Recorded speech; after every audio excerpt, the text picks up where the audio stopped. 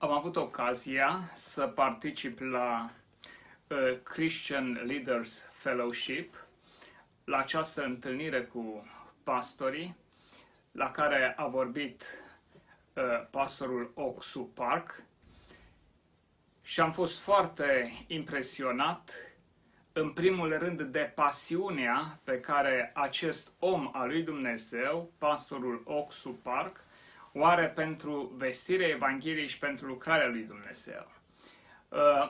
M-am bucurat să am această ocazie să îl ascult și să ascult mesajul de vestire a Evangheliei, un mesaj care a fost profund și bazat pe învățătura Sfintei Scripturi.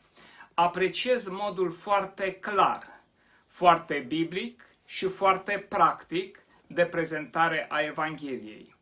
Am observat această pasiune din partea pastorului Oxu Park pentru chemarea oamenilor să vină să se împace cu Dumnezeu, pentru smerenia și recunoașterea păcatelor lor și pentru iertarea pe care Dumnezeu oferă prin credință în jertfa Domnului Iisus Hristos, pentru legământul binecuvântat pe care noi îl avem ca și creatură a lui Dumnezeu prin jertfa Domnului Iisus Hristos cu Tatăl nostru Ceresc.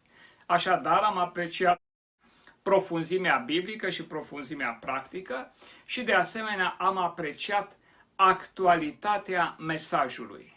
Prin mesajul biblic, pastorul Oxu Park se adresează diferitelor categorii de vârstă. Se adresează tinerilor, se adresează vârstnicilor, se adresează adulților, se adresează celor căsătoriți, se adresează celor care încă nu s-au căsătorit. Așadar, mesajul este îndreptat pentru toți oamenii, spre toți oamenii, ca să beneficieze de mântuirea prin credința în Domnul Iisus Hristos. Vă încurajez să participați la conferința organizată de pastorul Oxu Park, pentru că mesajele pe care le rostește sunt pline de pasiune, izvorăsc din dragoste pentru Domnul, din dragoste pentru mântuirea sufletelor.